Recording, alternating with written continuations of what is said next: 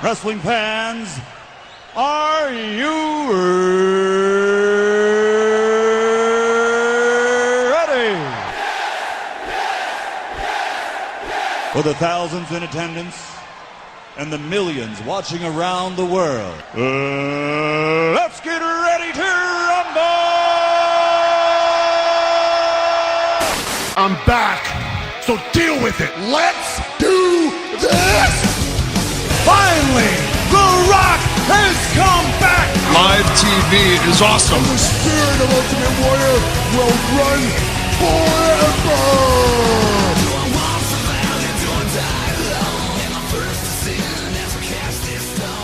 Folks, how's it going? WrestleRant Radio here today. Hopefully this podcast catches you in a good place. I am your host with the most, Graham G.S. Matthews, for May 12th, 2015. And that is right, I did say the word podcast, because WrestleRant Radio will be in podcast form for the next 3 to 4 months for the summer season, as I am away from college. Wrapped up my sophomore year at college this past weekend. So it's been a pretty busy weekend. Left on Friday. Went to a wrestling show on Saturday. New England Championship Wrestling in Beverly, Massachusetts. Only right down the street from Endicott College. And then on Saturday night, we went to that show. Had a great time there, and I'll be getting back to that in a second. Mother's Day on Sunday. Unpacking yesterday, so a pretty busy last couple of days. But nevertheless, WrestleRant Radio is back for the summer, only on nextairwrestling.net. Of course, during the school season, the show would be up at 9 o'clock live on live365.com/ECTV73 stations /ECTV73. I can't even get it in retrospect. I can't even get it right. But yeah, no live editions for the summer season, only in podcast form, which means on the plus, the bad is that it won't be live. The good is that the show could be up at any point on Tuesday. You don't have to wait until Tuesday night until 11 o'clock to get it on the archive. I'm recording this on Tuesday afternoon, so this show could very well be up by the evening, by 4 or 5 o'clock. Right after you get home from work or school or whatever, you can catch the show, so you don't have to wait until 11 o'clock. So that is the plus side of it being in podcast form for the summer. And this is going to last, like I said before, until like around Labor Day, so we got 3 or 4 months. But a big show here today, kind of kicking off the summer with a grand old show here today on WrestleRant Radio.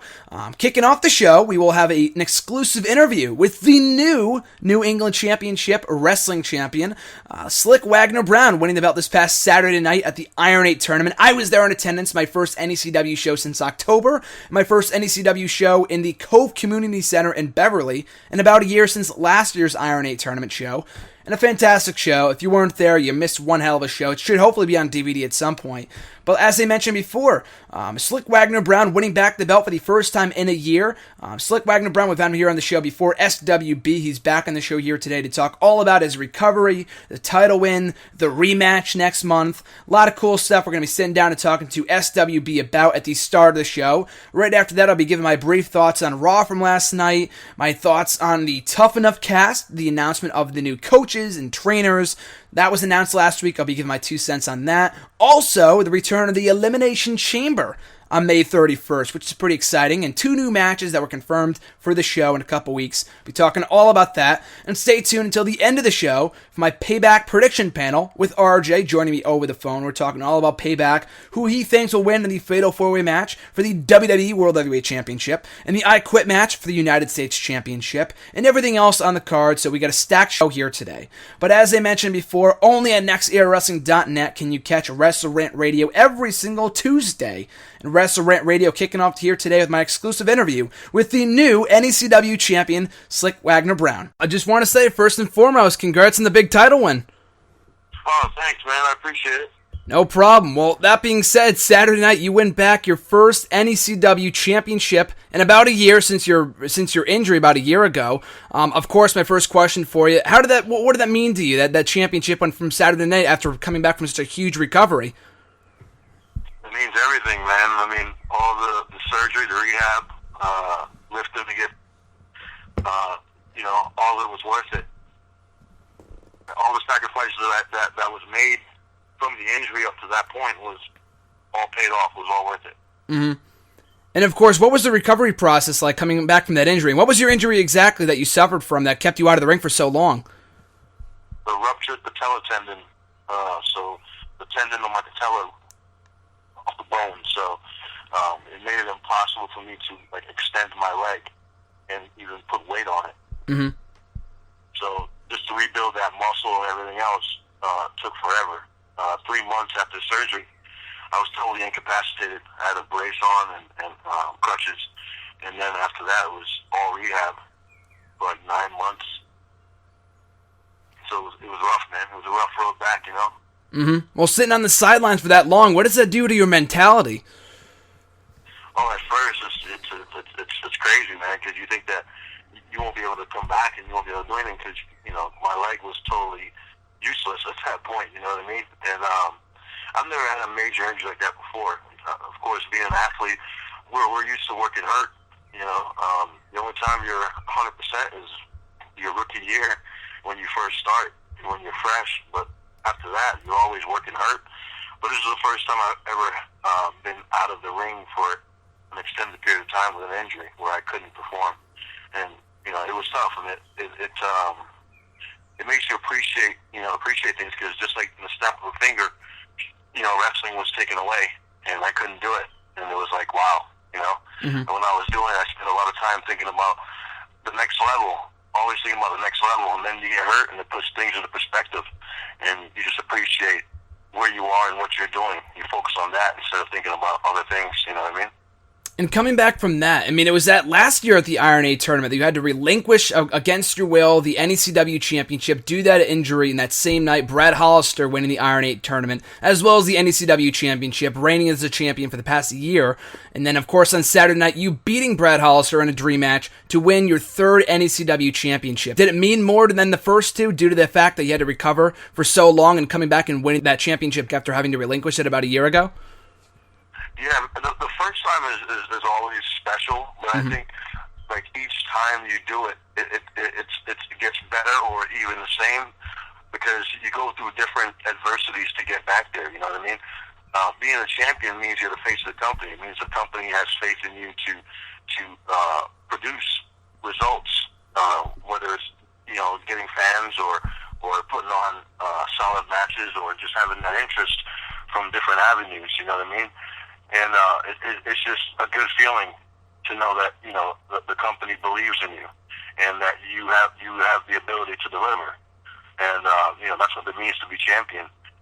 And it was great, man, because this is the most adversity I've faced in my career. I've never been hurt to the point where I couldn't compete. And to recover be out for a year, that's a long road back. And to come back right into the main event mix and win means everything. And of course, the match itself, a lot of people raving about it. It was a great match, what NECW is billing as a dream match going into the event. And you know what some people call what a great match, the performers themselves don't feel like it lived up to expectations, their standards. Do you feel like the match went the way that you planned it to? What were your thoughts on the match, you know, from a performer standpoint? You talking about my title match? Yeah, of course, yeah. Yeah, I thought it delivered, man. I thought it was good. I think the fans were into it. I always think that, you know, there's room for improvement, but I thought the match was great. I think the fans were into it. They're into the end of the match especially, and I thought it was good. It was the first time me and Hollister ever mixed it up in the singles aspect, and I think, period, I don't think we've ever been in the ring together before.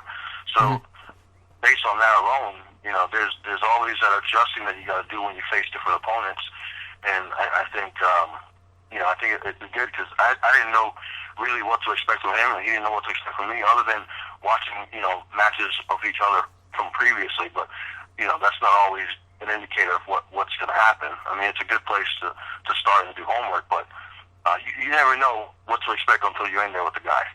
And you know, I thought it was good. I thought, you know, Brad brought it, and I thought I brought it, and the fans were happy, and that's what matters.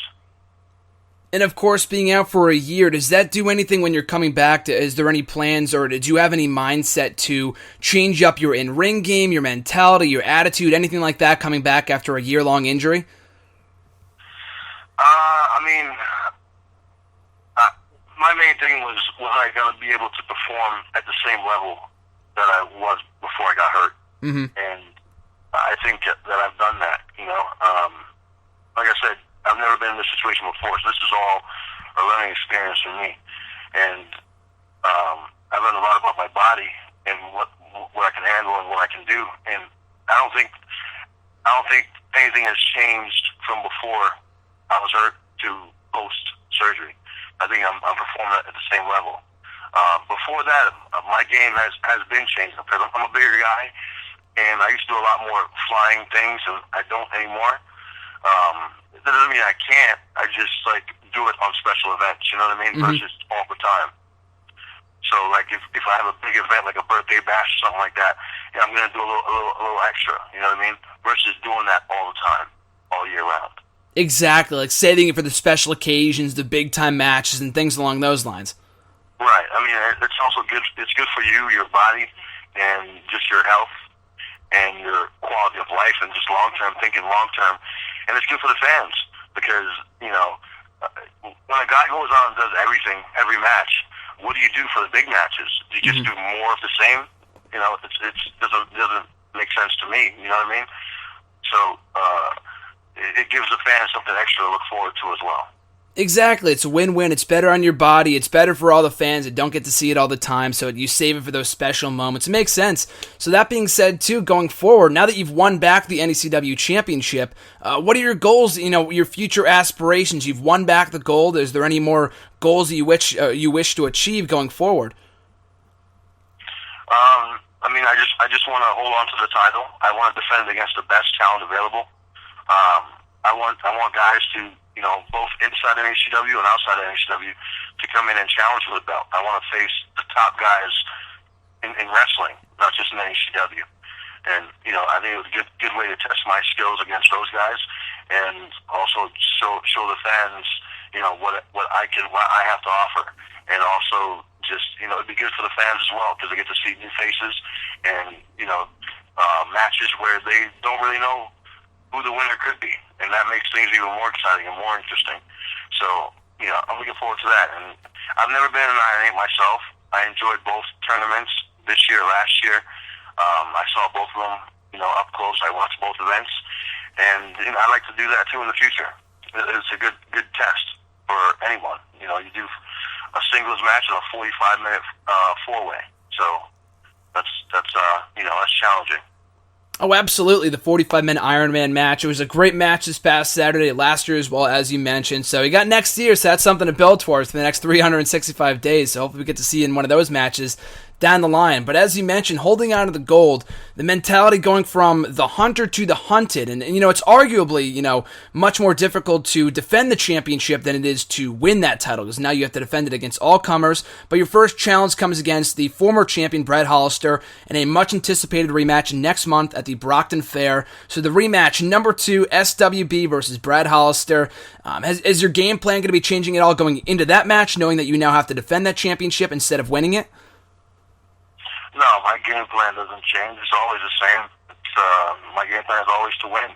So whether I'm champion or challenger, I'm always in there to win. I'm always in there to give the fans, their money's worth. I want people to feel like, they made a good decision when they come to an NECW event.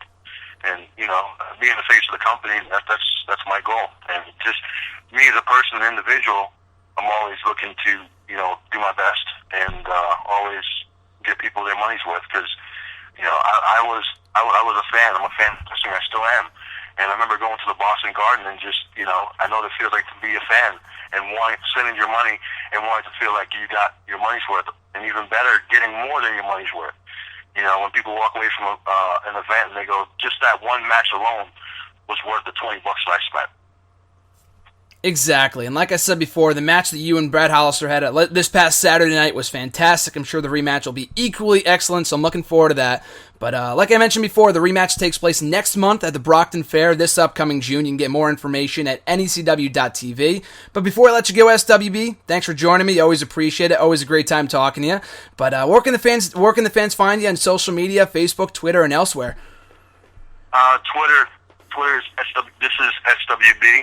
I'm on Instagram at SWB4Real, and you can find me on Facebook as well. And my website is SWB4Real.com. That's the number 4, SWB4Real.com. Tesla Strength Wrestling. If people are out there and they want to get into business, they want to be a referee, a manager, wrestler, whatever it may be, check out Tesla Strength Wrestling. You can get to that the school information on my website, SWB4Real.com.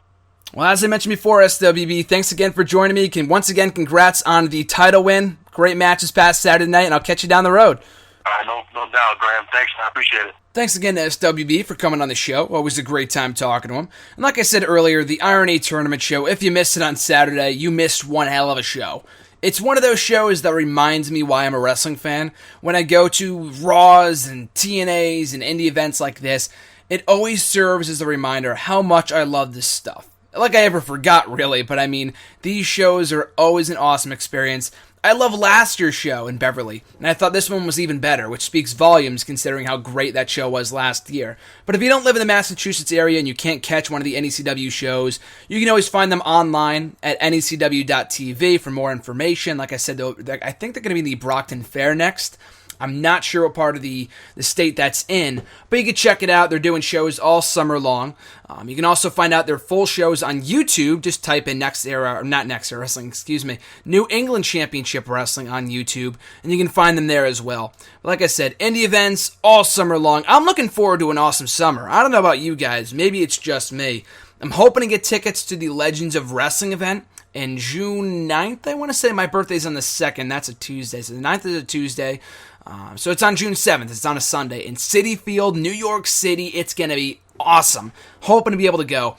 Goldberg's going to be there. Rob Van Dam, Mr. Anderson, Bret Hart, Ric Flair. A lot of legends. I'm really looking forward to it. So I'm really hoping I get tickets to that show. Only a couple days after my birthday. So if I can go to that, it would be a dream come true. There's that. I think there's going to be a WWE live event here in the Connecticut area, maybe in August. I don't know if I'll be able to go to that, even if I can score free tickets. You know, I'll be at SummerSlam literally days after that, so it might be a little bit of a busy week if I was able to do both. So I don't think I will. But still, SummerSlam is on August 23rd, I want to say. I'm looking at my calendar right now, only 103 more days until SummerSlam. I don't know the exact date, but I know how many days until SummerSlam. But I am so pumped for that show, guys. SummerSlam has been great, like consistently since like 2011. 2012 was good. 2011 was fantastic. I had the show on DVD. 2013 was phenomenal. 2014 I thought was even better. You know, SummerSlam's always a fun time, so I'm looking forward to going with John and RJ and a few other guys from Twitter. It's going to be a great time. But speaking of John and speaking of RJ will be joining me in a little bit to talk Payback predictions for this Sunday. A solid 20 minutes. We'll be talking all about our Payback predictions for this upcoming Sunday. And speaking of John, hopefully I'll be able to hook up with him the next couple of weeks.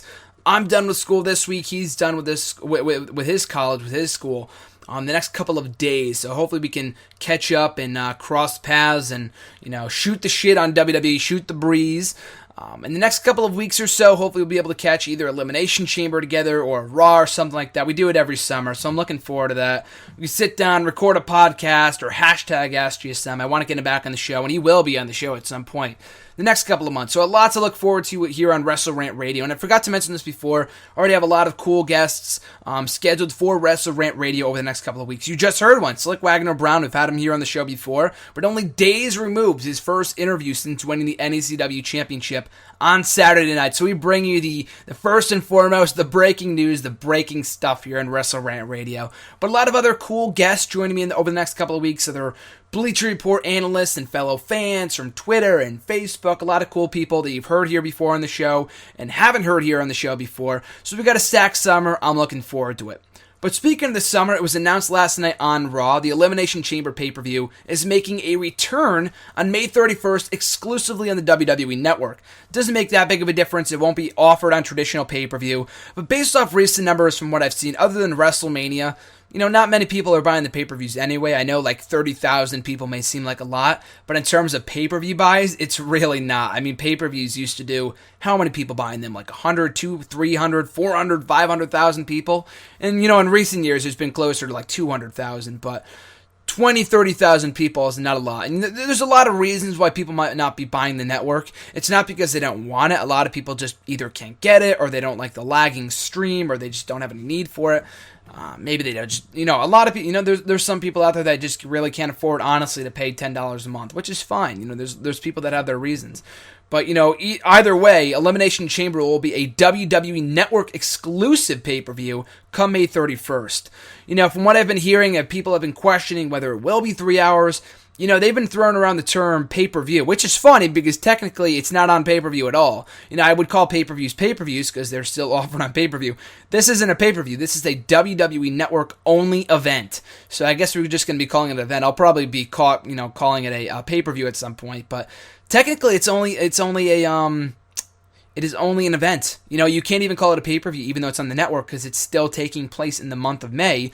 And as we know, the WWE Network is free for the entire month of May, as it was for April, as it was for February, as it was for November.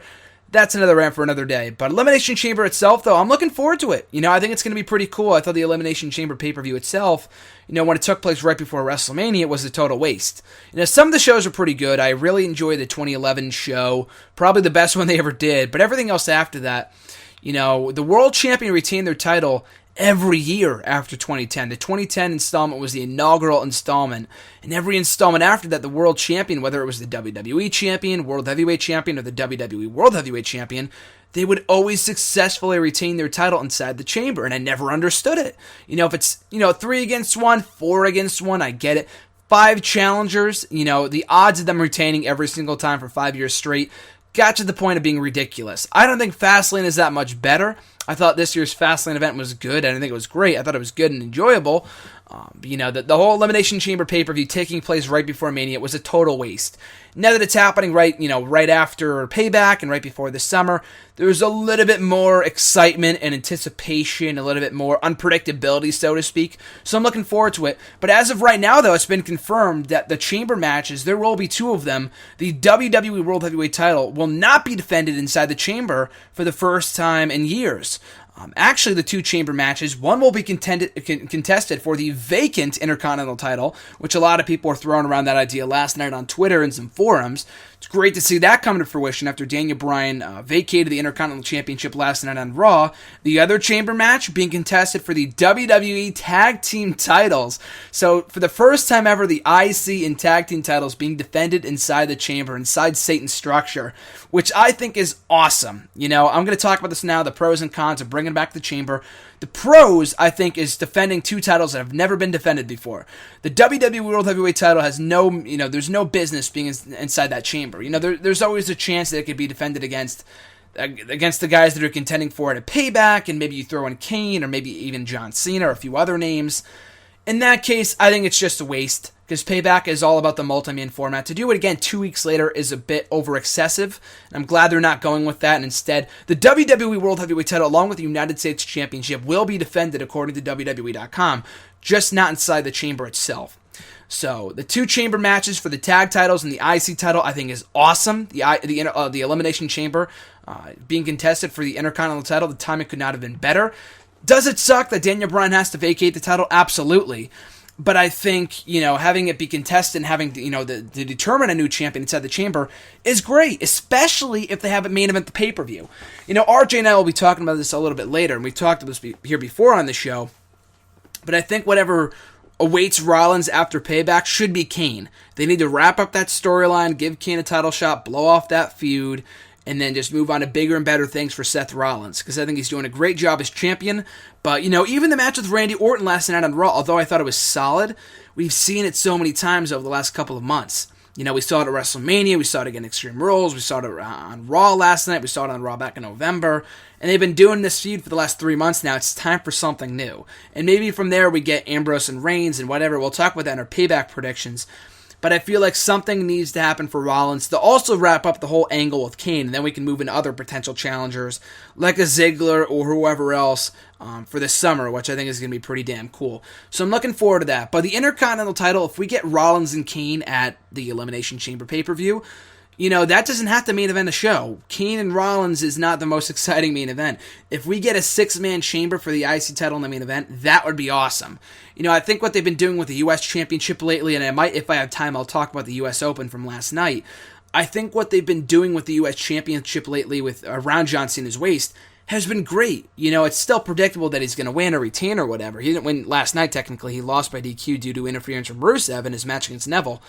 But that he's going to retain because he has a match with Rusev looming. But if they get away from the whole feud thing and they just have John Cena come out every week and defend, randomly and have no feud set in stone, although I would usually favor in the opposite. But I think in this case, it works because it gives us great matches. You don't know if John Cena is going to lose or not, which is always possible. So I think the concept is awesome, and it's really instilled more prestige into that Star-Spangled Prize. So I think it's great, and if they could do that more with the Intercontinental Championship, and, granted, the fact that it hasn't really been seen on Raw at all since Bryan won it is not Bryan's fault. It's not WWE's fault. The guy got injured. They had no idea what the diagnosis was up until a couple days ago. So they still don't know how long he's going to be out, but they know for sure that he won't. They have no idea when he's going to be back. So they had to vacate the championship. But still, I feel like, they can really bring prestige back to that championship as well. Bryan could have done that, got injured, so it's unfortunate. But if they put it around the waist of a Sheamus, or a Bray Wyatt, or a Ryback, or a Rusev, or a Neville, or a Ziggler again, it's really going to mean something. So I think, putting those guys in a tournament, or a chamber match, for the IC Championship come May 31st would be great. Even more so, the tag team title chamber match really intrigues me. I think that's awesome. I think we are really pegging for a 6-man chamber tag team match at the Elimination Chamber pay-per-view, I want to say back in 2013, when it was Cena, Sheamus, and Ryback versus The Shield. We still got a standard 6-man tag team match, which was good, but it wouldn't have been as good. I mean, I guess when inside the chamber, you really...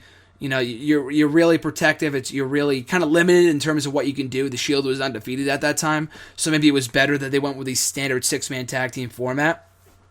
But I think with the tag team titles being defended, the tag team titles, I think, they're maybe not the most prestigious belts in the company right now, but they're definitely up there. Although they've been changing hands like every other month since like the fall. We've been getting a lot of great matches between Cesaro and Kid, and the Usos, the New Day, Miz and Mizdow, all these other great teams. It's really brought back importance and excitement to those tag team titles. I'm looking forward to the 2 out of 3 count falls match on Sunday at Payback between the New Day, Cesaro, and Kid. That could very well steal the show. You don't need me to tell you that. I'm looking forward to that. But if you put, this is the question on everyone's mind right now. I guess we'll find out more in the coming weeks. Whether it's going to be, 3 teams with 1 person in each pod, or it's going to be 6 teams with 2 people in each pod. That could become a bit of a clusterfuck, so I don't know if they're going to do that. But either scenario is great. I think defending those tag team titles inside the chamber is something new. It's something fresh. So those are the pros of bringing back the pay-per-view. And also, in addition to that, I mentioned this on Twitter last night during Raw, it's more original content for the network. I mentioned this last week on WrestleRant Radio, but the more content, the better for the WWE Network. You had the King of the Ring, you have the Jerry Springer Show, the 24 specials, all this other stuff, the interviews, the podcasts with Jericho and Austin.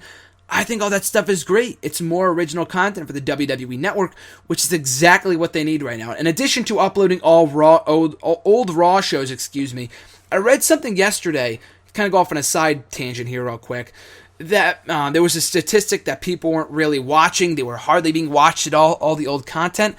Well, it's fucking because you're not uploading, consecutive Raws at a time. They'll upload an old Raw from 1997, and they'll wait another 3 months before they upload the next episode. Of course, people aren't going to sit down and watch a Raw or a couple Raws from 97 if they're not even uploaded in order. I think they did for the first few years of Raw from like 93 to maybe like 96 or 97.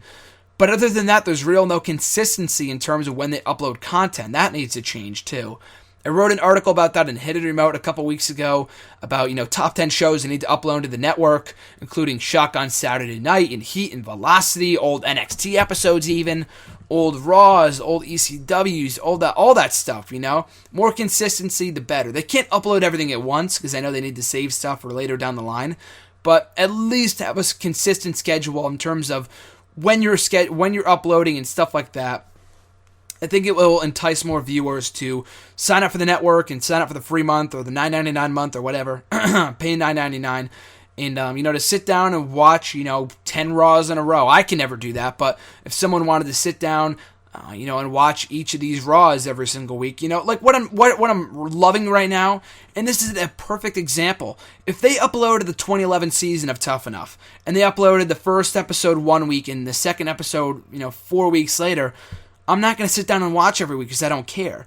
I heard that in that same report that the 2011 season of Tough Enough is doing really well right now on the WWE Network because they're being uploaded consistently every week. That's what you need to do with all your shows. They're uploading Tough Enough episodes, the Tough Enough episodes, every Tuesday. And for me, I don't really have time during the week, or at least I didn't during school. Maybe I will now that it's a summer. But I sit down on like the 4-year anniversary of when that episode was released every Saturday, and I watch the show. And I think it's great. It's like my little weekly Saturday tradition to watch those old episodes of Tough Enough. And I've been clamoring to see those episodes for months because I love that season and I love watching it back. And the only way I'm able to do so is because they constantly and consistently upload the episodes on the same time every week. They got to do that with all their content. So the pros of the Elimination Chamber, going back to that, is that it's more original content for the network, which is exactly what they need. I'm very happy to see that. So that's a plus to doing the Chamber pay-per-view. A con, and this is only nitpicking, don't take it as complaining or anything like that. It's just way too much. Like, I know they've already started confirming matches for the show, but that doesn't take away from the fact that the show is taking place 2 weeks after Payback. So how much build this pay-per-view is going to get, I have no idea. And then 2 weeks after that, we have the Money in the Bank pay-per-view. So it's like 3 shows within the span of a month, which is absolutely ridiculous. It's way too much, way too soon. You know, if they did it for an hour special on a Saturday or something, I'd be fine with that. You know, I was thinking last night how they're even going to sell tickets for this show, because it obviously wasn't being advertised before this. Otherwise, people would have known about it. There's already a live event going on that day. How are people going to go into that show? I think it's taking place in the afternoon, and this show is taking place at night. But still, I don't know. It just feels like it's way too much. You know, and we're already saying as it is, they need to scale back on the number of pay-per-views they do a year. I think it's 12 or 13 with the Chamber pay-per-view, you know, kind of thrown in there. And like I said, it's great that it's a network exclusive, but it's way too much content. You throw in the 3-hour Raws, the 2-hour SmackDowns, our NXT, our Superstars, our main event. It's way too much. With the little amount of build and all that kind of stuff, less is more, I like to say, especially with the pay-per-views. So it's going to feel like overkill, but with what they're currently advertising and promising for that show, I'm looking forward to it regardless. It's not like I'm not going to watch it, so like I said, don't take this me as complaining or anything like that. I'm still going to watch it. I'm looking forward to it, maybe even more so than Payback, considering what's being advertised, but they need to scale back the number of pay-per-views. Like the specials, like the King of the Ring stuff, I think is great. You know, it took place on a Tuesday when there's no real shows going on anyway. I know main event airs internationally now. It doesn't air on the network anymore. So, you know, have it do that for an hour, that shit is great. But to do a 3-hour pay-per-view, like, come on. It's only a network exclusive, so they could do it for 2 hours if they wanted to. You don't have to go the traditional 3 hours like a pay-per-view would. So even if it was something like that, I think it would be great. But they might have to utilize the full 3 hours if they're going to have multiple title matches and multiple other matches as well. But how you fit, like, you know, 3 pay-per-views in the span of a month, I think is, you know, just crazy. So we'll see how they handle that. So I'm looking forward to that, though. Elimination Chamber in 2 weeks on May 31st. Should be a very interesting show, to say the least. In other news from this week, the Tough Enough the coaches and trainers were announced. Now, Tough Enough returns on June 23rd, Tuesday, June 23rd, on the USA Network at 8 o'clock Eastern Time. As I just mentioned before, I think the 2011 Tough Enough was by far one of my favorite parts of 2011. I love the year of 2011 as a whole in wrestling. Just a lot of fond memories of the programming. But I love Tough Enough. And I was clamoring for months that they needed to upload all the old episodes of that show. And they uploaded the first 2 seasons. They just started uploading the most recent season in 2011. Consistently, like I said before, every Tuesday. And I sit down to watch it every Saturday. Love that show. Now, from what I understand, this season will be completely different from anything we've seen before. It's going to be much more interactive, and the contestants will be different. Hopefully, the winner, it pans out better than it did for Andy Levine and all those other people that won the earlier seasons of Tough Enough. Still, though, I'm looking forward to it. I think it's going to be great. I love the 2011 season. I think even though they're promising a more interactive format and stuff like that, might only add to it. And I love Stone Cold as the host, but this year's host will be none other than Chris Jericho. And I think it's great. Chris Jericho has, hosted shows before. He's done the podcast. He hosted that robot show on Sci-Fi a couple years ago. He hosted Downfall almost exactly 5 years ago. Whatever network it was, I have no idea. And I think he does a really good job in the host role. So I'm looking forward to him in that role. I know Austin would have been preferable for both officials and fans alike. But the bottom line, no pun intended, is that he's currently busy with other projects, specifically his Broken Skull Challenge show. So that's, I think, filming at the same time, considering this will be live or close to live anyway. It's not like the last season where it's being filmed months in advance. this is being filmed as it's airing, either at that time or a couple days beforehand. I have no idea. Most of it will be live since it will be interactive. So Austin can't make it, but Jericho, I think, is a nice consolation prize. And a lot of people are, giving Jericho shit about being a corporate guy and you're a sellout and whatever. It's a bunch of bullshit. He's just doing what's right for the company. He's done what's right for the company. And like he mentioned on his own podcast, if he was really back for the money, this guy would be working a Brock schedule or a Rock schedule, The guy comes back to do fucking house shows, not even working TV. That's true dedication. That's true passion for the business. I'm not saying that Rock and Brock don't have passion for the business, for the schedules they're currently working, but they're big money guys. Their schedule, the schedules they're working are great. If Jericho really wanted to make money, he would be back for all the Raws and stuff, but he's not. He's coming back for the live events, for us. He's doing it for the fans, so I don't want to hear none of that corporate bullshit.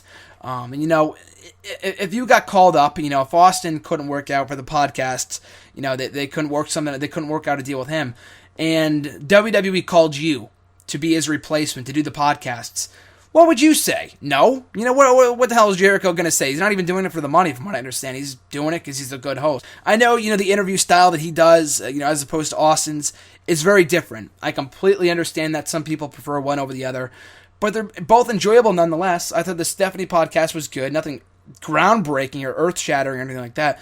It was an enjoyable conversation between two old friends. Nothing, controversial. I hate when WWE says that it's controversial. The Austin podcast were controversial. This one, not so much. Jericho's are really not that controversial, as much as they are an entertaining conversation between two old friends, as I mentioned. Still, though, what was I saying? Oh, the Tough Enough show. I think the coaches, the trainers are great. I think Jericho as the host is going to work out very well, so I'm looking forward to that. The trainers will be Lita, Booker T, and Billy Gunn, so a nice array of talent there. The coaches, or the judges, I guess, will be Paige, Daniel Bryan, and Hulk Hogan, and I like that array of talent as well. You have Paige for the women. We had Trish for the last set of women, and Lita will be a trainer, so that's cool to see. So she's going to be on the trainer side. Paige will be a judge.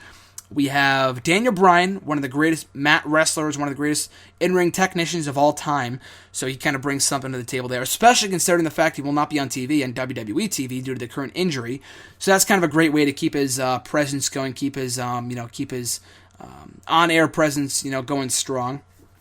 And then you have Hulk Hogan, who a lot of people are not the biggest fans of, but there's no doubting that he is one of the biggest names in professional wrestling history. So having his name synonymous with Tough Enough will automatically bring viewers to that show, make it credible in the eyes of some. So I think he is, and he also brings to the table, where Bryan excels in, in-ring skills, Hulk Hogan excels in superstardom skills. What makes a superstar in 2015? The mic skills portion of it, stuff like that, having that it factor. So each of these talents, each of these coaches, each of these judges, brings something different to the table, which I think is great. The trainers, like I said, Lita, Booker T, Billy Gunn, they're all great. I think they're all qualified. Lita, great to see her back in an in-ring role. Billy Gunn's already involved in NXT as it is, so I think it's cool to see him part of the show. And then Booker T was a part of the last season of Tough Enough, so it's cool to see him a part of the show as well. So I'm looking forward to it. Love Tough Enough the last season. I think that this season, as it is, with what's currently being advertised and announced, I think it's shaping up to be one hell of a show. So I'm looking forward to that. And that's pretty much it for the news portion of the show here today. And before we get into the payback predictions, kind of want to run through my thoughts on Raw from last night. I thought it was a good show. The main purpose of it was for it to be a go-home show. The final show before Payback on Sunday. Was it as entertaining as last week? No, but I thought it had some bright highlights. It had some good matches, good moments, and it effectively got me excited for Sunday's show, which could very well be very, very good based off what the current card looks like. So in terms of Raw last night, like I said, I'm not going to go through a full-on review, but it kind of just served as the go-home show for Sunday. The biggest thing from last night, I already kind of talked about Daniel Bryan's the announcement of him having to relinquish the IC title. It sucks, we went through the same thing, a year ago from today when he announced on Raw that he had to vacate the WWE World Heavyweight Championship. And it's very unfortunate, but if it means that he'll live longer, or live a better life, live a healthier life, then it's, and then so be it. Better, whatever spells better for Bryan's health, that's more important than his in-ring career. And it is unfortunate because I was really looking forward to seeing what he would do as Intercontinental Champion. But, if he's not healthy, that's the primary concern. So hopefully he is back soon. He doesn't have to retire, and he is 100%. So I'm looking forward to that. But it is very unfortunate to hear that Bryan is injured and will have to relinquish the Intercontinental Championship. So that was one of the biggest memorable moments from last night's Raw. In addition to the U.S. Open Challenge, John Cena versus Neville. And a great match. Really, really enjoyable. And I've said this time and time again, but I am absolutely loving the U.S. Open right now. I think it is one of the consistently bright spots of Raw every single week. You have Barrett one week, Sami Zayn the next, Dean Ambrose, and now Neville. A lot of fresh faces facing John Cena. It's not like it's a Randy Orton or a Bray Wyatt or a Rusev or somebody that's John Cena has faced a million times before.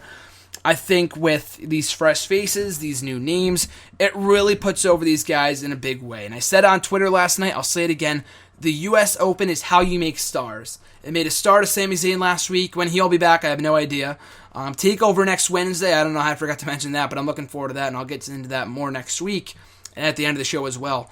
But I think Neville versus Zayn, the Neville's performance in this matchup, coming so close to winning the Star-Spangled Prize, and I love the finish, which is weird to say about a match that ends in DQ.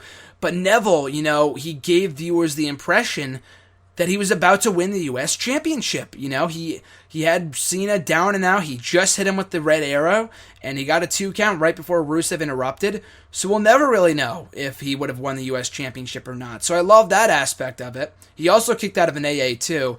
I wish they wouldn't do that every week. Cena kicking out of other people's finishers, that annoys me more, but people kicking out of the AA, if they do it every single week, it'll mean less and less. So hopefully they save that for special occasions. But I thought it worked well in Neville's case. It put him over big. Like I said, love the finish. Thought it protected Neville, kept the belt on Cena, and also put heat on Rusev going into Sunday's Payback pay-per-view in their I Quit match. So I love the matchup, love the booking, and like I said, hopefully Cena walks out of Payback with the title intact.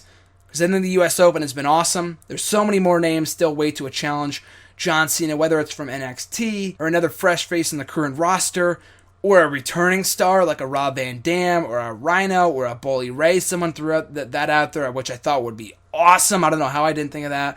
So, yeah, I'm looking forward to what the U.S. Open brings in coming weeks. I think it's great, and I love the booking of it on Monday night. So that was one of the highlights from Raw last night. We also have the reuniting of the Wyatt family. It's so funny, too, because I wrote an article about that on Hidden Remote a couple weeks ago. And, RJ and I, there's a clip of it on the YouTube channel of us talking about the reunion of the Wyatt family. And this was right before the same night, on the same night as the SmackDown tapings, when Harper and Rowan kind of reunited. And he texted me a picture of the results of them, of word, with the word being spread around that they were getting back together. And I could not have been any more excited, man. The Wyatt family, needless to say, should not have been broken up in the first place. That was a huge mistake. Wyatt's doing well for himself, but it's just not the same. Him sitting in the rocking chair with Harper and Rowan, the Wyatt family members standing behind him, I thought was great. They could have done more with it, and they broke him up far too soon. So that was a shame. But them getting back together, so far it's only Rowan and Harper. And even if it's only them, I think it's great. It really adds to the tag team division, as RJ and I will be talking about in just a little bit. Throwing them in the chamber with Cesaro and Kid and New Day, whew, you got yourself quite the matchup there. So hopefully that's the current plan. But yeah, I think the Wyatt family getting back together is definitely best for business. Really looked forward to them. I was really excited to see them back standing alongside each other last night on Raw. So that was really exciting. In terms of other stuff from Raw last night, Orton and Rollins, like I said before, a solid match. It's really nothing we haven't seen before. Kind of a standard close to the show with all the baby faces hitting their finishers on Orton, or on Seth Rollins, kind of making it obvious that Rollins will retain on Sunday. But that's about it. Wyatt's promo was good, being attacked by Ryback, effectively building towards their matchup. The good news is that we didn't get a Reigns versus Kane match on Raw. The bad news is that we're getting it on SmackDown on Thursday. That there must be a winner, by pinfall or submission. Just fucking call it a no DQ match. It's so dumb. Just call it no holds barred. The word choice with this company just mind boggles me sometimes. It's very, very mind boggling. So we didn't get a match between those two. That kind of saved the kind of saved the best for SmackDown, so to speak. Triple H returned, which I thought was comical. He was on Raw like all of 3 weeks ago promoting Tough Enough, so it really wasn't that grand of a return. Barrett and Ziggler had a good match. Let's see here. Tamina, not a really good match with Brie Bella, but it is cool to see Tamina back.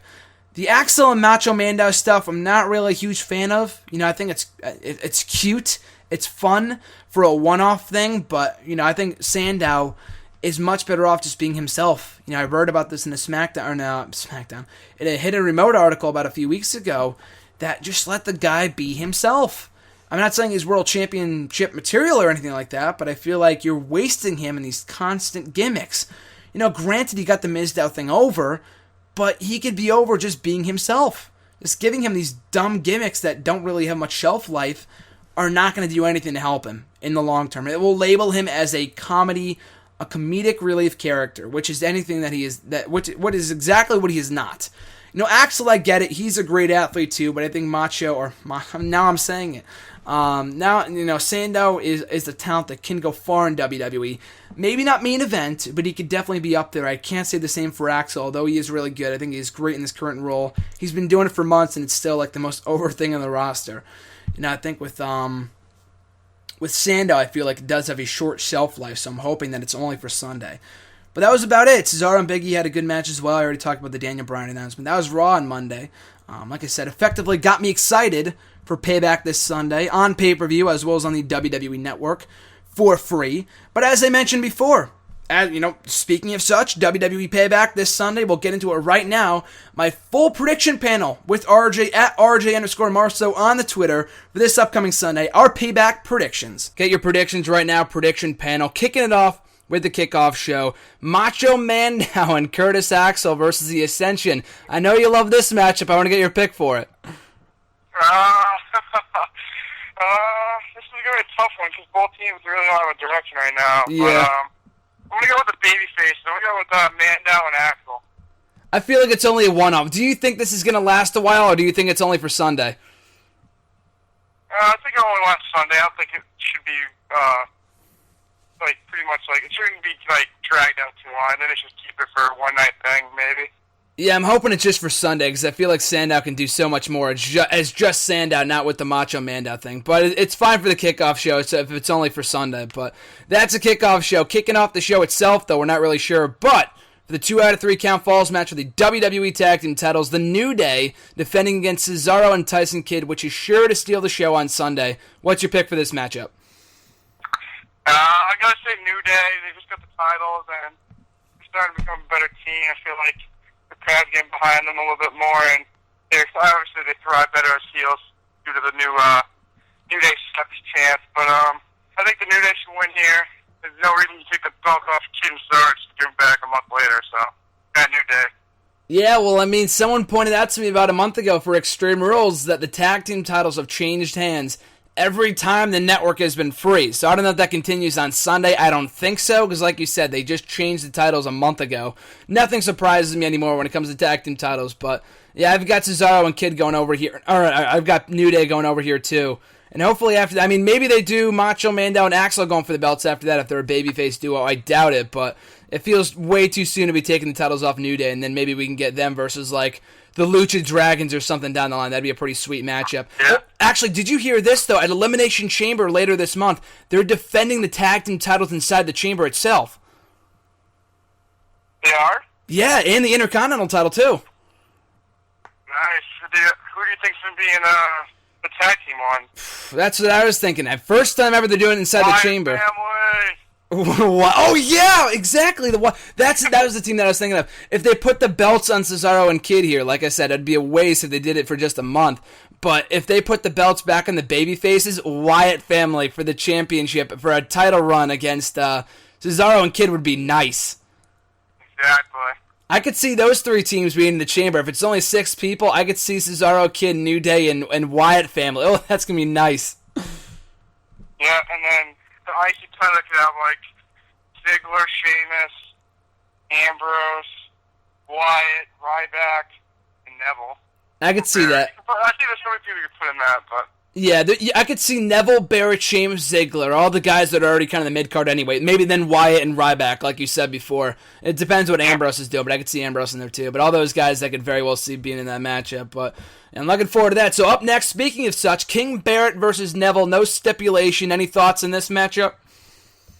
We've already seen it twice. I don't know what they really can do to wow me again, but I'd say it makes sense for Neville to win, but I think they're going to keep Barrett strong, so I think Barrett's going to win.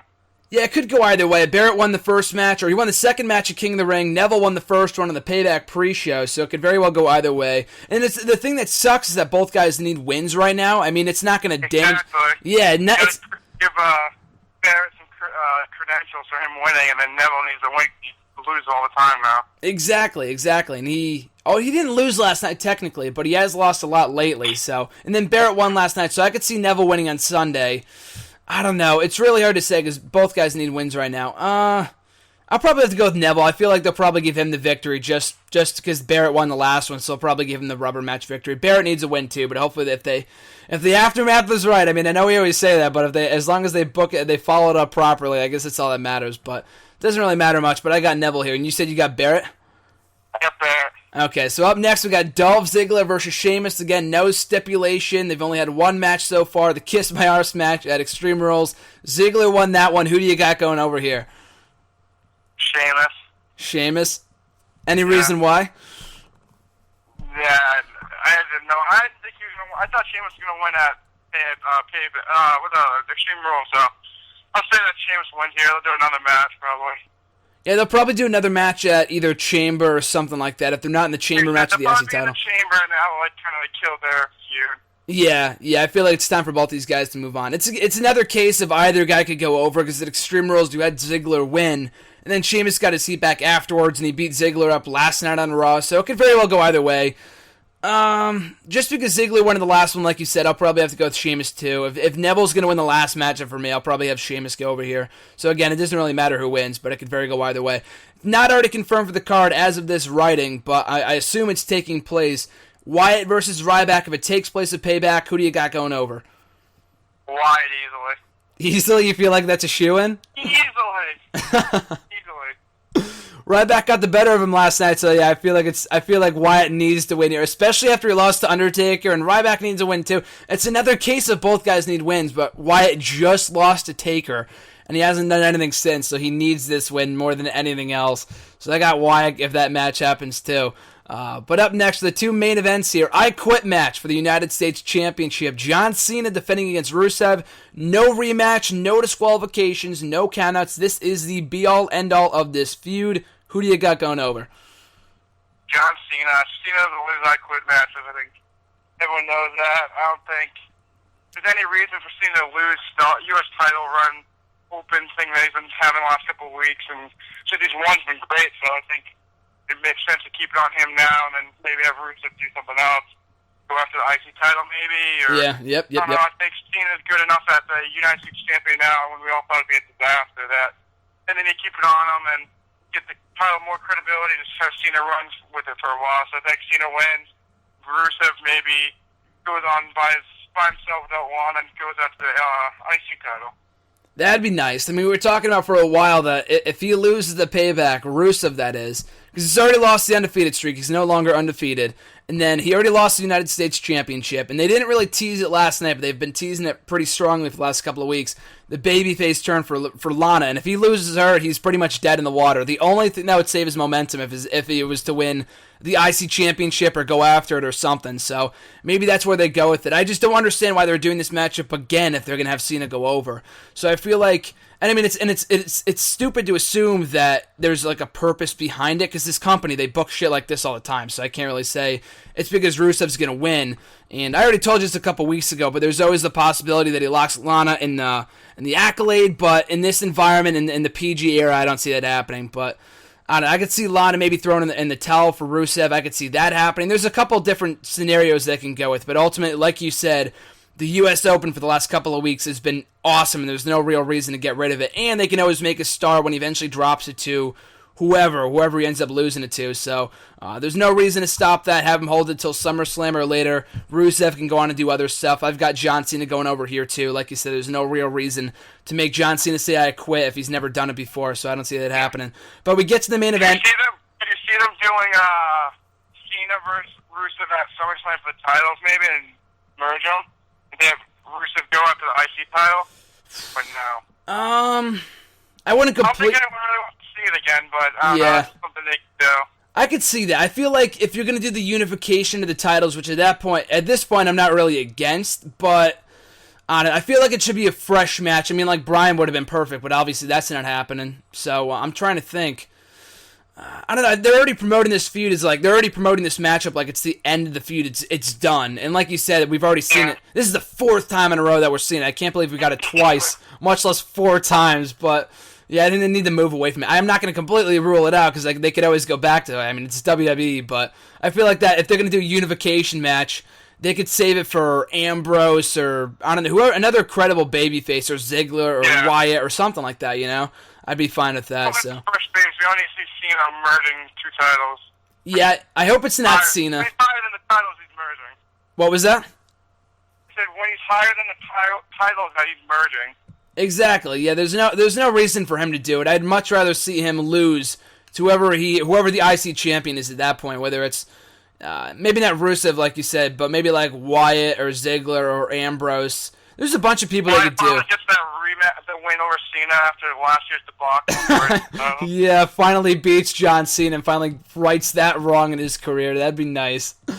I could see that happen. Anybody but Rusev, I guess, because we've already seen it a million times. But John Cena should not. So many times. Yeah, John Cena should not be the one. Bryan would have been perfect. We could have gotten the rematch 2 years after their first match, but the injury kind of screwed that up, unfortunately. But yeah, I could see them merging the titles come SummerSlam. We're only a couple months away, and we're gonna be there too. So whoever it is, hopefully it's an awesome match.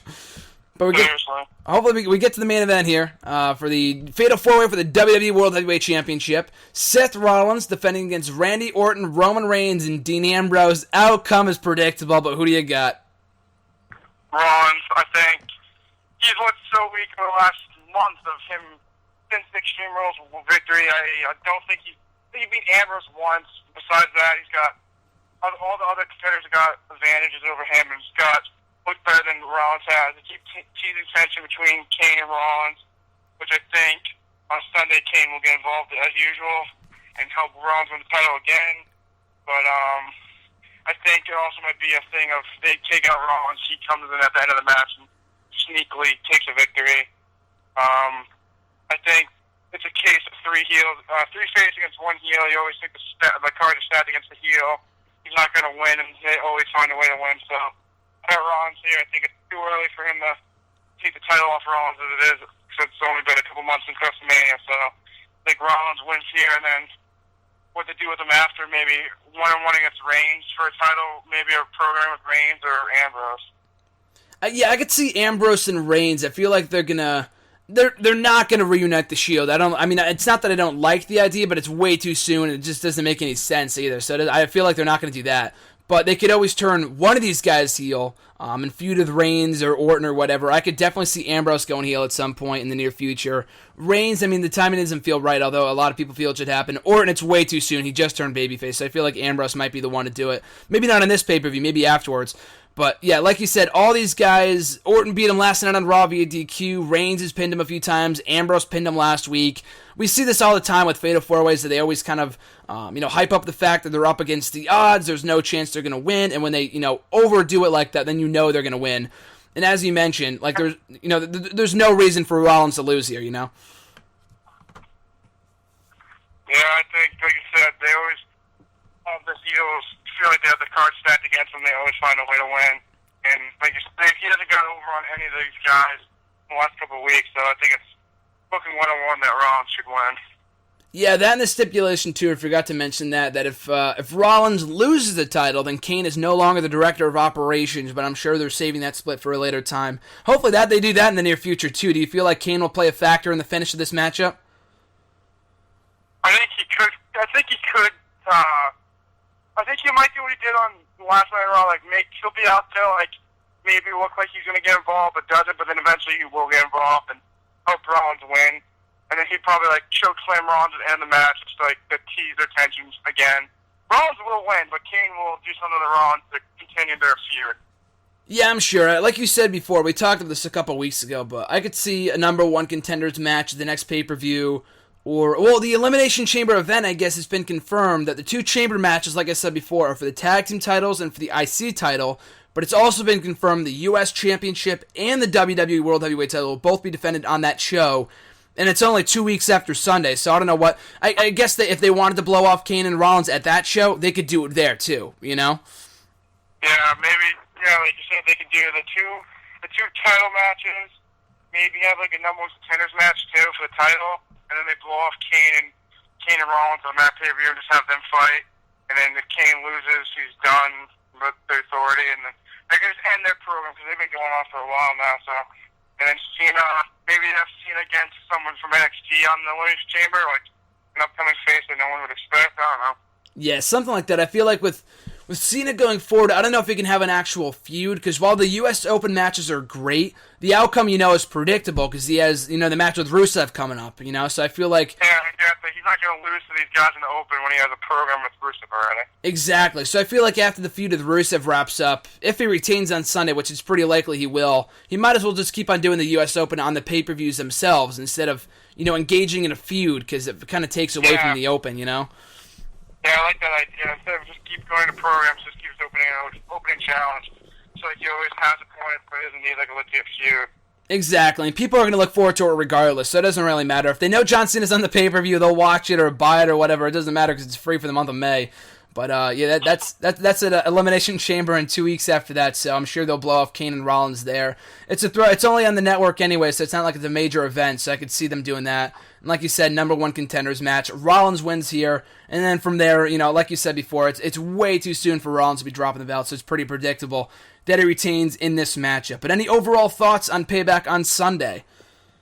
I think Payback has the ability to be a really, really good show. I feel like some of the matches might be overseen, because we've seen Barrett and Neville, and we've seen Sheamus and Ziggler a few times already. I think the Cena-Rusev match is another example of this. We've seen that a few times. Fatal 4 should be really good. It's New Day and New Day and Cesaro and Kitchen Steel show, probably. The other matches aren't really marquee, or I don't think the other ones really have anything new to bring to the table because we've seen them so many times. But I think I'm probably looking forward more to Elimination Chamber, hearing what you said earlier, than I am about Payback. But I think it should be a good show, and hopefully they prove me wrong and put out a great show. So. Yeah, same. I'm looking forward to it, too. I mean, Payback is always one of those shows, because Extreme Rules is always the backlash of WrestleMania, and then Payback is like the third time we see all these matches and whatever. We saw it last year, the year before that, so I'm sure, hopefully Sunday is the be-all, end-all of a lot of these feuds, and they can move on to bigger and better things. And with Chamber being in 2 weeks after Sunday, hopefully they can come up with some new feuds before then. I think Money in the Bank, I believe, is on the 14th, so we're going to have a pay-per-view on Sunday, 2 weeks after that, and then 2 weeks after that on for Money in the Bank, too. So I'm looking forward to seeing what they do to put those two shows together and to make them mean something. The build is crazy, but, the Chamber itself, though, they're doing something new. I mean, that's cool to see with the tag titles and the IC title, so at least they have a plan in place, and they're not doing the same old shit. Because, we talked about this before, with the Chamber pay-per-view, the world title got defended every single time, successfully got defended every single time for 5 years straight before they finally did away with it, so there was no suspense factor, so I'm looking forward to that. Yeah, exactly. They used to have it right before WrestleMania. The only person I can remember that lost was Jericho, because Michael screwed him, but besides that, everyone retained, so the meeting was pay-per-view, but the match had so much prestige, everyone loved the Elimination Chamber, but then they kind of killed it because it meant really nothing. Exactly. When they would bring it back, when they would bring it around every once in a while, back in from 02 to 05 or something, and they would when they started doing it as a regular show, then I kind of killed it because, like you said, Jericho was the only one that won the belt, and that was 5 years ago. So hopefully they do something to surprise. Well, you're getting a new IC champion in that chamber because it's vacated. For the tag team titles, it should be interesting, but a 3-man chamber should be pretty sweet if they're going to do that because that's never been done before. So at least they're coming up with new shit for the network because. And then they need more content. Yeah. But, like I said, I think it should be good. I think I'm looking forward more to Elimination Chamber, but Payback's usually pretty good, so no complaints. Exactly. It should be a solid show. We're right on the brink of summer, so hopefully they start, boosting up the programming for a pretty hot summer. Going to SummerSlam, we'll be in attendance. Hopefully they deliver a strong show there, too. Jeez, man, I'm looking forward to the show. Hopefully it's good. But like I said, brother, thanks for joining me, and I'll catch you down the road. All right, see you later, Graham. See you, man. All right, thanks to RJ, and once again to Slyck Wagner Brown for joining me for a stacked and fun-filled edition of WrestleRant Radio here today. You can find Slyck Wagner Brown on the Twitter at ThisIsSWB. You can find RJ on Twitter as well at RJ_Marceau. And once again, for me, you can find me on Twitter at WrestleRant, Facebook at Facebook.com/Graham.GSM.Matthews, YouTube, same thing, just go to YouTube.com/C/GrahamGSMMatthews. And finally, last but not least, NextEraWrestling.net, where you're listening to the show right now, right here on Next Era Wrestling, the only place where you can listen to the show, other than the excerpts on YouTube, of course. But like I said earlier, WrestleRant Radio will be uploaded every single Tuesday going forward for the remainder of the summer in podcast form. And a lot of cool guests coming up here on WrestleRant Radio, professional wrestlers, fellow fans, columnists, a lot of cool stuff here lined up on WrestleRant Radio. Hopefully we can get John back on soon. RJ will be joining me hopefully before every pay-per-view to do prediction panels for all the pay-per-views. And speaking of prediction panels, next week we've got Tony Mango, fellow Bleach Report featured columnist, as well as the founder of Smarkout Moment, to do a prediction panel for the NXT TakeOver Unstoppable event. He'll be joining me for the entire episode to talk Raw, NXT TakeOver, a payback review, a lot of awesome stuff. We're talking to Tony next Tuesday right here on WrestleRant Radio, right here on NextEraWrestling.net. We got a great summer ahead. Hopefully you guys enjoy the summer season as well. As I mentioned earlier, you can check me out on Twitter at WrestleRant. A lot of cool stuff set up for this summer. Hopefully you guys enjoy it as well. Thanks for joining me, folks. Have a great week, and I'll catch you right here on WrestleRant Radio next Tuesday. Catch you down the road, folks.